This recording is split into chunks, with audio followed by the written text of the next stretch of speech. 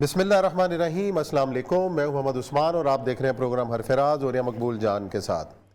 नाजरीन, अमेरिका के अंदर जो प्रेस है वो पाकिस्तान के हवाले से क्या चीज़ें शाया कर रहा है, पाकिस्तान की तारीफ़ किस अंदाज में की जा रही है। कल भी हमने अपने प्रोग्राम में बात की थी कि ख़ास तौर पर अफ़गानिस्तान से इनखला के बाद पाकिस्तान के बारे में अमेरिकी सोच में क्या तब्दीली आई है।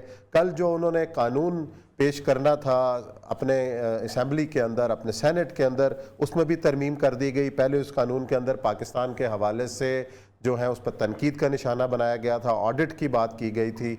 कैमरॉन मंटर जो है अमेरिका के सफ़ीर पाकिस्तान में रहे, उन्होंने ख़िताब किया और ख़ास तौर के ऊपर ये बात सामने आई। उन्होंने ये बात कही कि अब पाकिस्तान पर डू मोर का कोई दबाव नहीं है अमेरिका की जानिब से। आने वाले वक्त के अंदर पाकिस्तान और अमेरिका ताल्लुकात की सूरत क्या हो सकती है, इस पर आज हम बात करेंगे। साथ ही कल खानेवाल के अंदर ज़िमनी इंतखाब है और एक बार फिर एक रवायती जो जमातें हैं अपोजिशन की वो आमने सामने हैं। इस बार जो मुस्लिम लीग नून बामुकाबला पाकिस्तान पीपल्स पार्टी, इल्ज़ामात की जो है वो इस वक्त बारिश हो रही है एक दूसरे की तरफ से, और एक दूसरे पर पैसे लेने के इल्ज़ामात लगाए जा रहे हैं कि पैसे फेंक कर वोट ख़रीदा जा रहा है। किसने क्या इल्ज़ाम लगाया इसकी भी बात करेंगे। साथ ही जिक्र होगा गवादर के जहाँ धरने का 31वां रोज़ है, और आखिर मौलाना हिदायतुर्रहमान जो हक दो गवादर तहरीक के सरबराह हैं उनकी बात क्यों नहीं सुनी जा रही, इस पर होगी बात। बढ़ते हैं अपने पहले मौजू की जानिब। फरिया साहब, सेमिनार हुआ इस्लामाबाद में, वहाँ पे साबिक सफ़ीर अमरीकी उन्होंने ख़िताब फरमाया यहाँ पे, लेकिन जो बात कही कि भी आजकल के हालात के अंदर पाकिस्तान पर अमेरिका की जानिब से डू मोर का कोई दबाव मौजूद नहीं। कैमरन मंटर, चूँकि मैं उस साथ काफ़ी मुलाकातें मेरी रही हैं, जिस ज़माने में मैं यहाँ पर आर्कियोलॉजी में था तो वो इस पर वज़ीर ख़ान की मस्जिद में काम करवा रही थी, अमेरिकन एम्बेसी जी। तो कैमरन मंटर जो है, मैंने इसको देखा कि उसको कम से कम 8 या 9 ज़ुबानें आती हैं। 8 या 9 ज़ुबानें, जिनमें से अरबी और फ़ारसी वो ऐसे बोलता था जैसे वो बॉर्न अरबिक हो। अच्छा। और वो जो उसके अशार लिखे हुए थे सारे के सारे वो सारे के सारे उसको वैसे मतलब मीनिंग्स में समझ आता थी। अच्छा। तो वो मस्जिद वज़ीर ख़ान में जब वो आता था तो ख़ास तौर पे बहुत उसका अप्रिशिएट करता। उसको फिर बाद में उन्होंने इराक़ में भी सफ़ीर लगाया था, क्योंकि ज़ाहिर बात है इस तरह का वो तेज़ आदमी था। कैमरन मंटर जो है ये इस वक्त, इससे पहले आपको याद होगा कि इस वक्त एक उस लॉबी में था कि जो लॉबी चाहती थी कि अमेरिका जो है ये किसी तौर पर भी वहाँ से ना निकले और तालिबान के साथ। आपको याद होगा कि उसने बाकायदा एक मुहिम चलाई थी कि अमेरिका एक डिफीट खा रहा है और ये ज़िल्लत में डिफीट हो रही है, सब कुछ हो रही है। अब ये चूँकि अमेरिका मफाद के ऊपर चलते हैं, मुझे अच्छी बात ये लगती है कि अमेरिका का जो थिंक टैंक है ना, वो अपनी बात नहीं सोचता, अमेरिकन मफाद में सोचता है। इस वक्त उन्होंने ये सोचना शुरू कर दिया है कि अगर हम पाकिस्तान से निकलते हैं तो इसका मतलब यह है कि हम साउथ एशिया से निकल गए।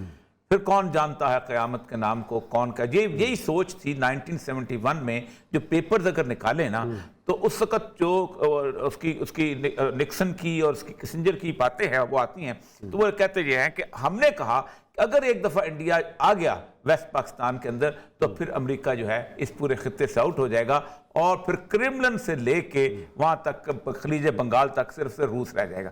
तो अब पाकिस्तान के बारे में वो उन्होंने जो कल बिल जो उसको है सॉफ्ट इमेज बिल्टअप हो रहा है, Pakistan is becoming the darling of the USA, जैसे कहते हैं वो सूरत यार। मेरे ख्याल रियाज खोकर साहब हमारे साथ मौजूद हैं, साबिक सेक्रेटरी खारजा हैं, अमेरिका में सफ़ीर भी रहे हैं, इनको खुश आमदीद कहेंगे। अस्सलाम वालेकुम रियाज साहब, ये बताइएगा कि जो बदलती हुई सूरत हाल है अफगानिस्तान से इनखला के बाद अमेरिका की सोच में जो तब्दीली आई है पाकिस्तान को लेकर, आप उसको क्या समझते हैं, किस तरह समझते हैं, कितनी अच्छी ये डेवलपमेंट है?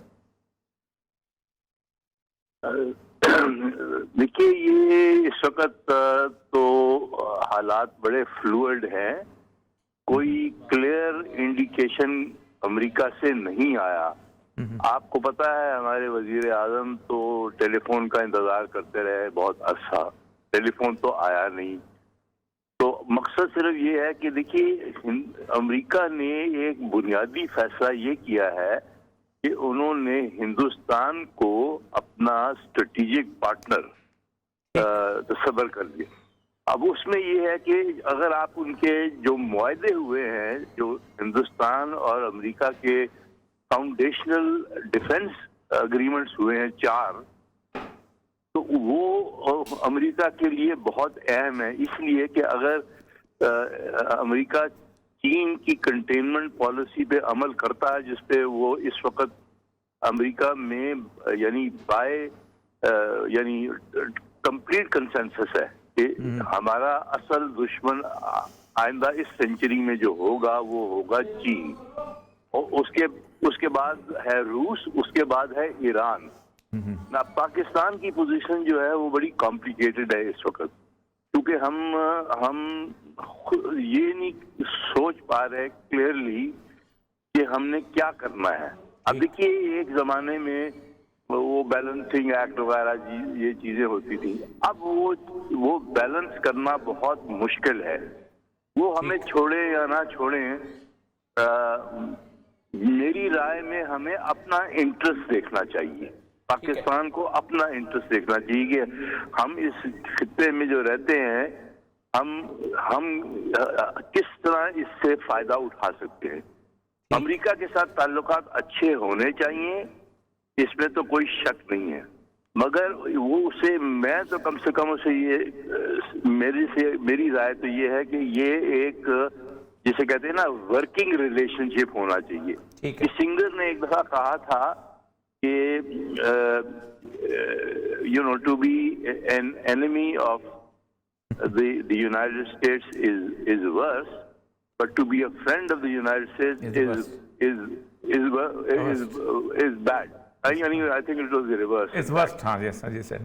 ہاں، تو مقصد یہ ہے کہ اس وقت حالات بڑے نیبولس ہیں، کچھ سمجھ میں نہیں آ رہا، کیونکہ اگر چین اور امریکہ کے تعلقات میں تیزی آئی، یعنی ان دا کانفرنٹیشن سینس، کمپٹیشن، دیکھیے اس وقت 3 سٹیجز ہیں نا، کوآپریشن، کمپٹیشن اور کنفلکٹ۔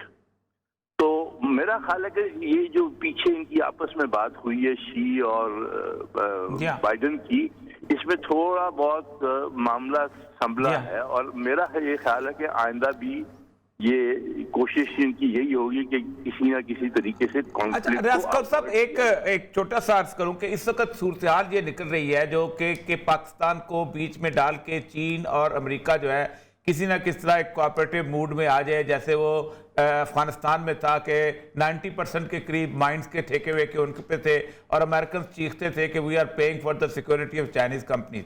لگتا یہ ہے کہ ریسنٹ کرائسس میں یوکرین جو ہے اور رشیا جو ہے وہ زیادہ ان کا فور فرنٹ پہ آ گیا ہے، خاص طور پہ اس کی وجہ سے، اور جس کی وجہ سے یہ پاکستان جو ہے تھوڑا سا ڈارلنگ بننا شروع ہو گیا ہوا ہے۔ لیکن آپ کیونکہ ظاہر بات ہے سیزنڈ آدمی ہیں، یہ بتائیے گا کہ اس طرح کی سچویشن میں پاکستان کا رول کیا انہانس ہو سکتا ہے امریکہ کے ساتھ، کہ جب وہ امریکہ چین کو ایک طرف رکھ کے روس کے ساتھ اور یوکرین میں اپنے اڈے اکٹھے کرنے شروع کر دے؟ ایسا میری رائے تو یہ ہے کہ پاکستان اس پوزیشن میں نہیں ہے کہ وہ امریکہ اور چین کے درمیان کوئی رول پلے کر سکے۔ اس کی وجہ میں آپ کو بتا دوں صاف، وہ یہ ہے کہ ہماری اس قسم کی کریڈیبلٹی اب امریکہ میں نہیں ہے، اور اس کے علاوہ میرا خیال ہے کہ چین میں بھی کچھ تھوڑی بہت کمی آئی ہے۔ تو میری یہ رائے ہے کہ ہمارا وہ رول بنتا نہیں ہے ابھی۔ میرا خیال ہے پرائم منسٹر صاحب نے کسی سٹیج پہ کہیں کہا تھا کہ پاکستان کوئی رول پلے کرے گا، مگر میری رائے میں ذرا مشکل ہے۔ اور دیکھیے ہاتھیوں کی لڑائی میں میرا خیال ہے کہ ہمیں ذرا احتیاط کرنی چاہیے، کیونکہ دیکھیے یہ اب وہ زمانہ نہیں ہے جو کسنگر اور نکسن، اور اس وقت تو آپ کو پتہ نہیں اتنی بڑی بڑی ہستیاں تھیں، یہ چیئرمین ماؤ اور وہ بڑے سمجھدار لوگ تھے، بڑی دور کی سوچنے والے لوگ تھے۔ آئندہ اس وقت جو لیڈرشپ ہے وہ امریکہ میں تو خاص طور پہ کافی کمزور سین ہے، اور وہاں پہ بہت سخت کنفیوژن ہے۔ ان کے اصل مسئلے جو ہیں امریکہ کے وہ انٹرنل ہیں، اس وقت وہاں پہ بہت سخت سچویشن جو ہے وہ انٹرنلی گمبھیر ہے، اور وہاں پہ ایسا لگ رہا ہے کہ بائیڈن صاحب کی پوزیشن تو کمزور پڑتی جا رہی ہے، ان کے ساتھ جو وہ بیگم ہیں وہ کملا یا کیا نام ہے ان کا، ان کی پوزیشن بھی خراب ہو رہی ہے، اور یعنی یہ خطرہ ہے، یعنی اس وقت جو कहा जा सकता है। खतरा ये है कि अगली इलेक्शन में कहीं ट्रंप वापस ना आ जाए। तो ये चीजें जो हैं, मेरा नहीं ख्याल। देखिए, दूसरी चीज ये है कि अमेरिका और चीन में बहुत से चैनल ऑफ कम्युनिकेशन है। ठीक है, बहुत। ये अब वो जमाना नहीं है कि वो एक तो जमाना, जिस जमाने की आप बात कर रहे थे 70s की, उस जमाने में उनकी कोई आपस में बातचीत नहीं थी। उनकी सिर्फ 2 चैनल थे, एक पोलैंड था, ये वहाँ जहाँ पे इनके सफीर मिलते थे, और एक पाकिस्तान था। और पाकिस्तान के कॉन्टेक्स्ट में इसमें बहुत काम हुआ था पहले, यानी ग्राउंड वर्क जिसे कहते हैं ना, वो ग्राउंड वर्क बहुत हुआ था। उसकी मेरा ख्याल है इस वक्त हमारे पास वो यानी कि काबिलियत नहीं है, मेरा जहाँ तक मेरा अंदाजा है। जी जी, बहुत बहुत शुक्रिया। बहुत शुक्रिया जी, रियाज सुखर साहब बड़ी तफसील से बता रहे थे। बात वही है, कुछ उन्होंने इशारा दिया कि हमारी औकात नहीं है, जो इमरान खान साहब ने ये कहा है ना कि हम चीन और अमेरिका, देखिए लेकिन एक तरफ हमारी स्ट्रेटेजिक पोजीशन जो इम्पोर्टेंट है, कि अमेरिका भी जो है एक सॉफ्ट, दोनों हमारे लिए। रियाज खोकर साहब कह रहे हैं कि असल कहते हैं कि एक उनके 4 एग्रीमेंट्स हैं इंडिया के। अब इंडिया के एग्रीमेंट तो अपने का मौजूद हैं, लेकिन इंडिया की क्रेडिबिलिटी 2 वजह से खराब हुई। एक अफगानिस्तान की वजह से इंडिया की क्रेडिबिलिटी खराब हुई है, और दूसरा मैं भी ऑकस की रिपोर्ट पढ़ रहा था, वो कहते हैं कि अमेरिका ये समझता है कि लड़ना सिर्फ इंडिया ने था ऑन द ग्राउंड, ना जापान ने लड़ना है, ना ऑस्ट्रेलिया ने लड़ना है, ना किसी और ने। अमेरिका ने भी समुद्रों में रहना है, तो वो तो मसला हो जाएगा, तो ये लड़ नहीं सकेंगे। एक तो ये चीज़ है।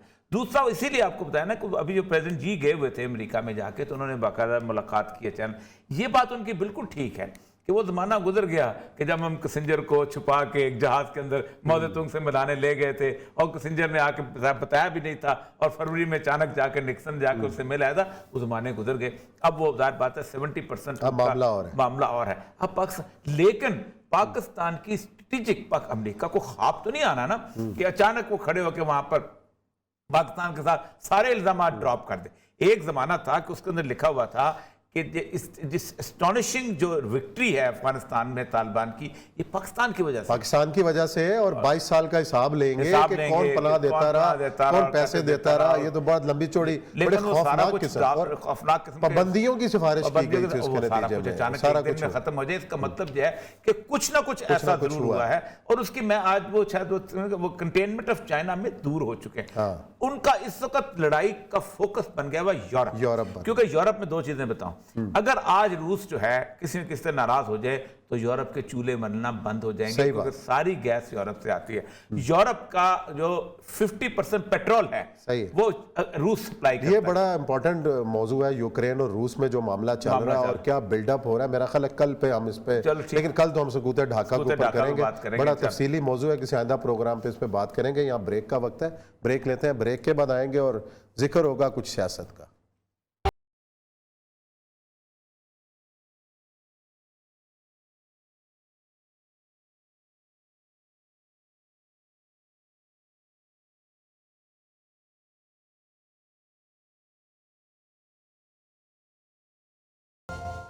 एक सियासी जमात है जो सिर्फ पैसे लेके आ गई है, जिसके पास बताने को कुछ नहीं है। उन्होंने वोटों की खरीदारी अरूज पर की और खुलेआम की, इससे कोई किसी को इनकार नहीं है। शहर में आप किसी खातून को पूछें जो बाहर लाइनें लगी हुई हैं, वो कहते जी हमें बुलाया गया कि जी 2000 रुपए आपको देंगे, आप अपना ID कार्ड दें, कुरान पे हाथ रखें। उनसे मेरी गुजारिश है, इस मकरूह धंधे में मुकद्दस किताबों को मत लेकर आएं, सियासत को सियासत रहने दें। और ये लाहौर में इन्होंने मकरूह धंधा किया, हमने बर्दाश्त किया। अगर हर जगह जाएंगे ब्रीफ केस लेकर वहां पे नोटों के वहां पे अंबार लगा देंगे, तो ये सियासत नहीं माजरत के साथ। ये आपने कोई और जी नाज़रीन, अता तारड़ साहब मुस्लिम लीग नून के रहनुमा हैं, बड़े वोकल हैं, खुलकर बोलते हैं, और आज उन्होंने पीपल्स पार्टी पर जितने इल्ज़ामात लगाए आपने सुन लिए हैं। इससे पहले ये बड़ी देर बाद ये रंग नज़र आ रहा है, मुस्लिम लीग नून वर्सेस पीपल्स पार्टी। पंजाब की सियासत में ये रंग हमें नज़र नहीं आता था, लेकिन लाहौर में जो ज़िमनी इंतखाब हुआ NA 133 का, उसमें पाकिस्तान पीपल्स पार्टी के उम्मीदवार असलम गिल साहब ने बड़े वोट लिए जो कि तवक्कुआत से बढ़कर थे। वहाँ भी नून लीग ने ये इल्ज़ाम लगाया कि पैसा चला है। और अब एक बार खानेवाल में जो सूबाई असम्बली के हल्के में इंतखाब हो रहा है निशात डाहा साहब के, उसमें भी ये इल्ज़ाम लग रहा है। और इस तमाम इल्ज़ामात की हकीकत जानते हैं कि वाकई पाकिस्तान पीपल्स पार्टी पैसे देकर वोट ले रही है, या खुद पाकिस्तान पीपल्स पार्टी का कारकुन एकदम इतना एक्टिव हो गया है कि जो बॉक्स हैं वो भरने शुरू हो गए हैं। चौधरी मंजूर साहब हैं, बड़े पुराने सियासी कारकुन हैं, रहनुमा हैं पाकिस्तान पीपल्स पार्टी के, उनको हम खुश आमदीद कहेंगे शो में। अस्सलाम वालेकुम चौधरी साहब। वालेकुम अस्सलाम। चौधरी साहब वाकई पैसे दे के वोट ले रहे हैं आप, ये क्या इल्जाम लगा रही है नून लीग? और दूसरा चौधरी साहब मसला ये है कि एक जमाने में आप इल्जाम लगाया करते थे सरमायादार पैसे लेते हैं और ये कर देते हैं, अब उल्टा आप पे ये बात शुरू हो गई। ये अलमिया है। देखिए, मैं एक सियासी कारकुन हूँ और एक लंबी जिदोजहद की है बतौर एक सियासी कारकुन के। सियासत में बाज़ औक़ात आपके लिए जगह बनती, ठीक, एक तरफ तो पीटीआई एक्सपोज हो रही और बल्कि हो चुकी है बहुत बुरी तरह, जो लोगों के हालात हैं, लोग गोलियां उठा उठा कर बददुआएं दे रहे हैं। दूसरी तरफ मुस्लिम लीग नून भी जो अंदर उनके कॉन्फ्लिक्ट है उसमें फंसी हुई है। आप देखें, अगर शायद खान अब्बासी कह देते हैं कि शहबाज शरीफ हमारा वजीर आज़म, तो अगले ही लम्हे मोहम्मद जुबैर आ जाते हैं कि नहीं ये ऐसा नहीं है, ये उनका ज़ाती ख्याल हो सकता है। तो ये एक कॉन्फ्लिक्ट है। हम समझते हैं कि पाकिस्तान पीपल्स पार्टी ने पहले भी कई बार रिवाइव किया, ये कोई पहली बार तो नहीं है। भुट्टो साहब के बाद कहा गया कि पीपल्स पार्टी खत्म हो गई है, पीपल्स पार्टी ने फिर रिवाइव किया। फिर 90 में कहा गया कि पीपल्स पार्टी खत्म हो गई, हमने 93 में रिवाइव किया।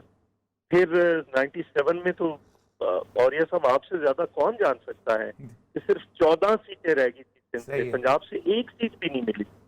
तो हमने 2002 में फिर वापस रिवाइव किया। ठीक। अब प्रॉब्लम ये हो रहा है कि ये बगैर सोचे समझे, अब इल्जाम कौन लगा रहा है? जो मूजद है इस सारे चीज के। सही बात। मतलब 85 से पहले कभी किसी ने सुना था कि इलेक्शनों में पैसे भी चलते हैं इस तरह से? अब यहाँ पे भी लाहौर के इलेक्शन में कौन सी यूनियन कौंसिल है जहाँ पे इन्होंने खुद पैसे नहीं दिए? कौन सी जगह है, कौन सा हलका है और कौन सा इलेक्शन है जहाँ पे पैसे? मुझे बता दें। मेरा हलका ले लें कसूर वाला, वहाँ पे क्या होता है? जाए किसी अपने कैमरामैन को भेजें और सड़कों से लोगों को पूछे कि वो क्या करते हैं, कितने कितने करोड़ रुपया इलेक्शन में बराह रास्त वोट परचेज करते हैं, बजाय इसके कि आप एक पॉलिटिकल फाइट करें। मुझे नहीं समझ आ रही कि तारक साहब क्यों ऐसा, मतलब इस तरह से जिस तरह से वो गए हैं उधर। हम भी पॉलिटिक्स करते हैं, हम जब जुलूस होते हैं हम अपने मुखालफिन के घरों को अवॉइड करते हैं कि चलो हम नहीं तो कोई हमारा बंदा ही शरारत करते हैं, और ये खुद जा जाकर लड़ाइयों। तो साहब आप अच्छे खासे सीजन्ड आदमी हैं, मतलब बहुत कम इस वक्त पाकिस्तान में ऐसे हैं कि जो नजरियाती तौर पे कारकुन हैं और जिन्होंने नजरियाती फाइट की है। मैं एक ऑब्जर्वर के तौर पर एक जब वहाँ टाइट फाइट हो वहाँ कहीं पैसा काम कर भी जाता है, लेकिन जहाँ बिल्कुल ऐसी सूरत हाल ना हो, ना तो आप पूरे के पूरे एक हजूम को खरीद सकते हैं ना कर सकते हैं, उसके बावजूद इस तरह की गुफ्तगू को बीच में लाना, इसका मुझे मकसद समझ नहीं आता कि ये क्या है। मैं सिर्फ एक बात गुजारिश करूंगा। अब इनका प्रॉब्लम ये हो रहा है कि वो समझते हैं कि मुस्लिम जो पीटीआई है वो पूरी तरह एक्सपोज होगी। अब पीपल्स पार्टी का रिवाइवल अगर होगा तो वो सीटें लेगी पंजाब में। तो उनको बिल्कुल अभी से ही देखें, मैं खुद उस इलेक्शन में रहा हूँ, मेरे कसूर से वो नजदीक, आप भी जानते हैं, चुंगी, कैंची, ग्रीन टाउन टाउनशिप, ये जो कसूर से उठकर लाहौर आते हैं जो भी लोग, वो इन इलाकों में बसते हैं ताकि कसूर जाना आसान हो। मैं उसमें रहा हूँ, हमने सैकड़ों वहाँ पे कॉर्नर मीटिंग की है, पीसीओ जलसे किए हैं, डोर टू डोर कैंपेन की मैंने खुद की है। और फिर अगर आप ये बातें करेंगे, इस किस्म की बातें, और ये तो लोगों को घरों में बुलाकर वोट मांग रहे थे, हमजा शहबाज यूनियन काउंसिल की मीटिंग, ये तो आखिरी 10 दिन भागे हैं। ये जो हमने कैंपेन की है, राजा परवेज अशरफ ने की है, हमने की है, कायरा साहब ने, name any one of the party, कोई आप नाम ले कि पंजाब में से फलां बंदा है जो जिसने आकर कैंपेन नहीं। बिल्कुल चौधरी साहब, एक ख्याल ये किया जाता है कि पीपल्स पार्टी का जो रवायती कारकुन था वो पाकिस्तान तहरीके इंसाफ की तरफ जो है वो उसने अपना झुकाव दिखाया और गुज़िश्ता इलेक्शन के अंदर। और क्या आप समझते हैं कि जो हालात इस सवा तीन साल में हुए हैं, पीपल्स पार्टी का वो पुराना कारकुन वापस पार्टी की तरफ आ रहा है? ये देखिए ना, मैं जो बिलावल साहब अभी आए हैं वो मुख्तलिफ मीटिंग करते रहे। एक मीटिंग थी जो नए शामिल हुए हैं इस इलेक्शन में पीपल्स पार्टी में, कोई 350 लोग थे। अच्छा। उनमें से 300 लोग वो थे जो पीटीआई में गए थे या पीटीआई के लोग थे जिन्होंने पीपल्स पार्टी ज्वाइन की है। बाकी 50 होंगे जो नून लीग से या जमात इस्लामी का एक काउंसलर आया या बाकी लोग आए, बाकी जमातों से आए, तो 300 के करीब पीटीआई के में जो गए थे। तो हम भी देख रहे हैं, फोकस कर रहे हैं कि कहाँ पे हमने फोकस करना है, और उसके मुताबिक हम अपनी स्ट्रेटेजी और एक अमली कर रहे हैं। اس سے ہمارے کارکنوں کو بھی حوصلہ ملا ہے. اگر چلو فرض کر لیں ان کا آرگومنٹ 1 منٹ کے لیے مان لیتے کہ پیپلز پارٹی نے ووٹ خریدے ہیں, اگر پیپلز پارٹی نے 30,000 ووٹ خریدے تو 20,000 اور خرید لیتی, پھر کیا ہو جانا, پھر ہم جیت جاتے ہیں نا. پھر جیت جب جاتے کوئی ہیں. ووٹ خریدتا ہے, جو ووریا مقبول جان صاحب نے کہا, وہ پھر ہارنے کے لیے نہیں خریدتا, وہ تو پھر جیتنے کے لیے خریدتا ہے. صحیح. اور ویسے بھی صاحب پورے کانسٹیٹوئنسی کے اندر ناممکنات میں سے ہوتا ہے, دنیا پورے میں کہیں نہیں. یہ تو ہمیشہ ایک ڈیفیٹس مینٹیلٹی ہوتی ہے کہ پیسہ چلا اور یہ ہو گیا وہ گیا. اچھا ایک اور فیکٹر چونکہ آپ اس الیکشن میں ہیں, اگرچہ کہ آج کل وہ خاصا تحریک لبیک جو ہے اس کے اندر وہ جیسے کلاؤڈز میں ہے اس حالات کی وجہ سے, تو نون لیگ کا ورکر وہاں بھی تو ٹوٹا ہے, تو ایک ان کے لیے یہ بھی تو مسئلہ ہے.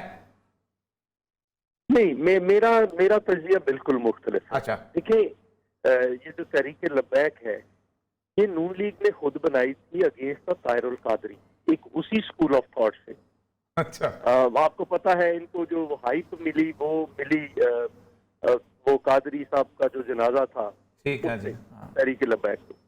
تو یہ سارے کی ساری پیکنگ تھی. میں اس سے نہیں جانا چاہتا کہ اس کو کیوں اسکواڈ میں رکھا گیا, جبکہ لکھا ہوا تھا کہ ان کو اسکواڈ میں نہیں رکھنا, ان کے بہت شدت پسند مذہبی جذبات ہیں, یا پھر کیسے گیا. میں اس بحث میں نہیں جانا چاہتا.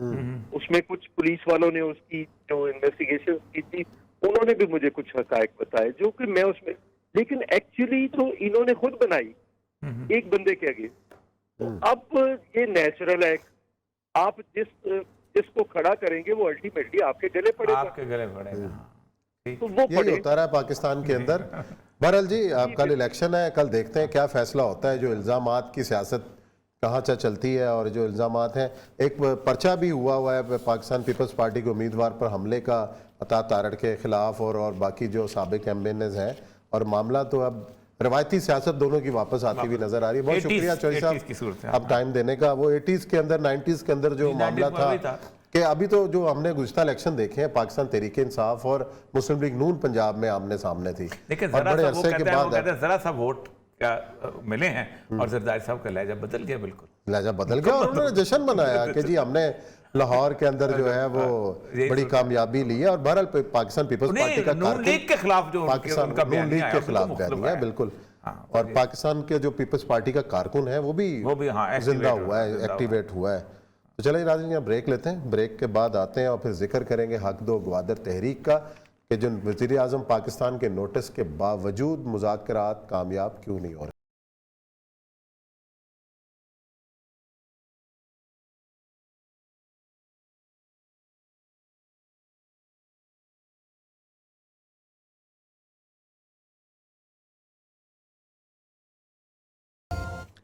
جی ناظرین, بریک کے بعد آپ کو خوش آمدید کہتے ہیں. حق دو گوادر تحریک کا جو 31واں روز ہے ان کے دھرنے کا وزیر اعظم پاکستان جناب عمران خان صاحب نوٹس بھی لے چکے, ریلیاں بہت بڑی نکلیں, لیکن عملاً صورتحال ہے کیا مذاکرات کامیاب کیوں نہیں ہو رہے, وجہ کیا ہے.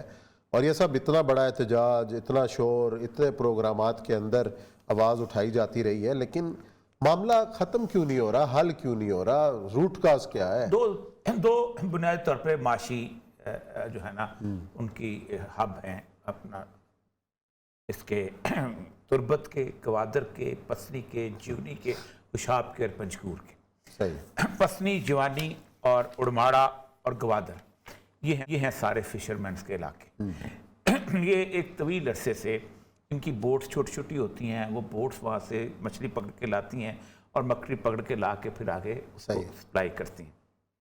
یہ کوئی زیادہ لیول کی نہیں تھیں, صدیوں سے یہ لوگ جیسے دنیا پوری میں ہوتا ہے کرتے آئے تھے.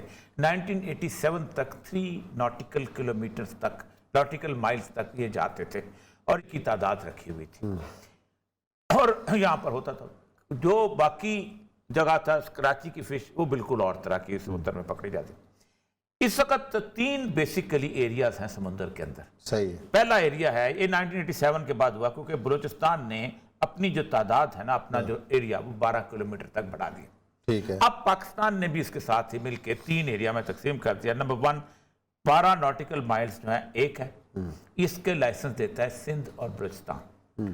اس کے بعد ہے 12 to 20 ناٹیکل مائل، یہ سیکنڈ ایریا ہے، اس کا لائسنس دیتی ہے فیڈرل گورنمنٹ، اور بیونڈ 220 آنورڈ جو ہے اس کا جو انٹرنیشنل واٹر جس کو کہتے ہیں اس کا لائسنس دیتی ہے فیڈرل گورنمنٹ۔ یہ دو کا لائسنس فیڈرل گورنمنٹ دیتی ہے۔ 4000 ٹرالرز اس وقت رجسٹرڈ ہیں پورے پاکستان میں۔ ہوتا کیا ہے؟ ہوتا یہ ہے کہ یہ 3 کلومیٹر والے لوگ جو ہیں یہ تو وہاں جاتے ہیں اور یہ اپنی فش پکڑ کے لے آتے ہیں، لیکن آگے نہیں جا سکتے۔ آگے 12 کلومیٹر میں ٹرالر نے جانا ہوتا ہے۔ یہ چھوٹی کشتی ہیں اس وجہ سے، یہ چھوٹی کشتی زیادہ جانے، اگر سمندر بہت طوفان آ جاتا ہے، بہت جسے کہتے ہیں سٹارمی ہو جاتا ہے، تو 2 مہینے فش اور جھینگا وغیرہ پکڑنا بند ہوتا ہے۔ اس کے بعد ہوتا یہ ہے کہ جھینگا آ جاتا ہے بلوچستان کی طرف، کراچی سے نکل جاتا ہے، کیونکہ ظاہر بات ہے وہ اپنے انڈے وہ کہیں دینے ہوتے ہیں، وہیں سے نکل کے اس طرف آتا ہے۔ دوسرا وہ چلا جاتا ہے پورٹ قاسم کی طرف، دوسری طرف پورٹ قاسم کی طرف نارملی پاکستان کے ٹرالر اس لیے نہیں جاتے کہ آگے بامبے واٹر شروع ہو جاتا ہے، تو پھر اس کے بعد خطرہ ہوتا ہے کہ ہمارے ماہی گیر وہ نہ پکڑ لیں، جیسے وہ ہمارے پکڑ لیتے ہیں، ہمارے ان کے پکڑ لیتے ہیں۔ اس لیے وہ لوگ جو تھے وہ ہمیشہ سے کئی عرصے سے وہ آتے تھے جہاں پر بلوچستان، اور چونکہ 3 کلومیٹر تک ہوتا تھا تو 3 کلومیٹر تک تو رہتا تھا، لیکن جب سے 12 کلومیٹر کیا تو 12 کلومیٹر کے بعد جو سی اتنا رف ہو جاتا ہے کہ وہاں پر کام چلنا مشکل ہو جاتا ہے۔ اس میں ہوتا یہ تھا کہ بلوچستان کی حکومت جو تھی، فشریز ڈپارٹمنٹ، یہ NOC جاری کیا کرتا تھا۔ اب یہ ہدایت الرحمان صاحب کو بھی پتا ہے کہ NOC کیسے جاری ہوتا تھا۔ لیاری کے اندر 4 لوگ بیٹھے ہوتے تھے، اور جو اس طرح ہمارے کرپشن موجود ہے، اتنے پیسے دو تو ٹرالر کا لائسنس لے لو۔ اب یہ ٹرالر کے لائسنس ہولڈر جو تھے یہ پورے پاکستان، فیڈرل گورنمنٹ بھی دیتی تھی، یہ بھی دیتی تھی، اور وہ یہ کام وہاں کرتے رہتے تھے۔ ریسنٹ فنامنا یہ ہوا ہے کہ جو پاکستان کا انٹرنیشنل سی ہے بیونڈ 20، اس میں چائنیز ٹرالر جو تھے انہوں نے آنا شروع کیا۔ فیڈرل گورنمنٹ یہ کہتی ہے کہ ہم نے تو کسی کو لائسنس دیا، لیکن وہ کہتے ہیں، پوری دنیا کی خبریں یہ ہیں کہ چائنیز جو ہیں وہ اس وقت پاکستان کے فش کے اوپر چائنیز کی نظر ہے۔ اچھا، اس میں ہوتا یہ ہے کہ جو بڑا ٹرالر یہ کرتا ہے کہ وہ زندہ مچھلی پکڑ لیتا ہے اور ذرا سی ڈیڈ ہوتا ہے، ڈیڈ کو واپس کر دیتا ہے۔ اب گوادر کے لوگ جو ہیں وہ کہتے ہیں کہ ہمارے ہاں ڈیولپمنٹ تو ہو نہیں رہی، کیونکہ جس وقت یہ پلان بنا تھا، میں اس پلان کے اندر موجود تھا، اس پلاننگ کے اندر پلان یہ تھا کہ وہاں جو بھی فیکٹری لگے گی بلوچستان کے لوگوں کے لیے ٹریننگ کی ایک فیسلٹی دی جائے گی، تاکہ وہ عام جاب چھوڑ کے ایک ٹیکنیکل ٹریننگ، جیسے ٹیفٹا ہے، جیسے ڈیفٹیک ہے، کہ اس نے اگر کوئی اور فیکٹری اس کی ٹریننگ لے تاکہ وہ ان کو اچھی امپلائمنٹ مل سکے، لیکن وہ تو انہوں نے نہیں لگائیں۔ انہوں نے تو سارے کا سارا ہوا یہ ہے کہ جس دن یہ شروع ہوا ہے 92 کے سنگار سکیم ہوا ہے، پاکستان کا ہر پراپرٹی ڈیلر وہاں پہنچ گیا اور اس نے وہاں جو بھی زمین جیسے خریدنا شروع کی وہ شروع کر دیا۔ اس کا جب ان کے ساتھ لڑائی ہوئی تو پھر پاکستان کی کامپرس پارٹیاں آ گئیں۔ اب وہاں پر جو فشریز کا انچارج وہاں پر بیٹھا ہوا ہے وہ ہے بات ہے باپ کا، یا ہوتا ہے نختر مینگل کا، یا وہ نہیں چاہتا کہ یہ ٹرالر جو ہے اس سے ڈائریکٹلی ڈیل وہ ہم دیں۔ اب ٹرالر بند ہوں گے تو وہ بھتا بند ہوگا، یہ ہے بیسک کمائی بند ہو رہی ہے بہت سارے لوگ۔ اچھا، وہ کہتے ہیں جی یہ کہتے ہیں ہمارے ساتھ ڈیل کرو، ٹرالر کا لائسنس جب گوادر سے دیا جائے تو گوادر سے دے دو، لیکن گوادر سے دے تو پھر پورا کا آپ کو سین چینج کرنا پڑے گا، پھر پسنی والے بھی مانگیں گے، پھر ارماڑا والے کی بھی مانگیں گے، پھر جیونی والے بھی مانگیں گے۔ یہ ایسا ایشو ہے کہ جس ایشو کے اندر مجھے کوئی ریسنٹ فیچر میں نظر نہیں آتا یہ معاملہ حل ہو، اس لیے کہ فیڈرل گورنمنٹ جو ہے وہ چائنا کے ساتھ ایگریمنٹ کر چکی ہے بیونڈ 20 کے بعد۔ 12 والے اتنے بڑے بڑے لوگ اس کے اندر انوالو ہیں۔ عثمان صاحب کبھی آپ ان کی ورتھ دیکھ لیں، ان کی کوٹھیاں دیکھ لیں ڈیفینس کے اندر، کراچی کے اندر یا باقی جگہوں کے اندر، تو آپ حیران رہ جائیں گے کہ وہ کیسے کیسے لوگ ہیں جو اس کے اندر $45 ملین کی آپ کی ٹریڈ ہے۔ اچھا، تو اس کے مقابلے میں ہدایت الرحمان بیچارہ کھڑا ہو گیا، ٹھیک ہے، اس نے بندے بھی اکٹھے کر لیے۔ اب یہ ایشو ایسا ہے کہ مجھے نہیں لگتا، لیکن بات چیت کے بغیر تو حل ہوگا کچھ نہ کچھ لے دے ہوگی، اور کہیں نہ کہیں بات مذاکرات میں تو ایسا ہی ہوتا ہے نا کہ ایک قدم پیچھے ہٹنا پڑتا ہے، کوئی ایک قدم آگے یہ بیسیکلی ہمارے ہاں سیریس ڈسکشن نہیں ہوتی، میں چاہتا ہوں اس پہ سیریس ڈسکشن نہیں کرتے۔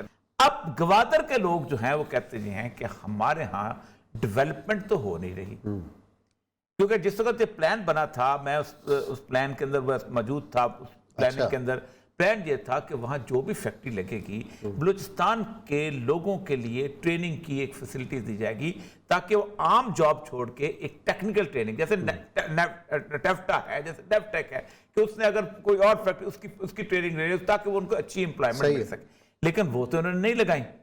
انہوں نے تو سارے کا سارا ہوا یہ ہے کہ جس دن یہ شروع ہوا ہے 92 کے سنگار سکیم ہوا ہے، پاکستان کا ہر پراپرٹی ڈیلر وہاں پہنچ گیا اور اس نے وہاں جو بھی زمین جیسے جیسے خریدنا شروع کی وہ شروع کر دیا. اس کا جب ان کے ساتھ لڑائی ہوئی تو پھر پاکستان کی کامپرس پارٹیاں آ گئیں. اب وہاں پر جو فشریز کا انچارج وہاں پر بیٹھا ہوا ہے وہ ہے بات ہے باپ کا یا ہوتا ہے نختر مینگل کا، یا وہ نہیں چاہتا کہ یہ ٹرالر جو ہے اس سے ڈائریکٹلی ڈیل وہ ہم دیں.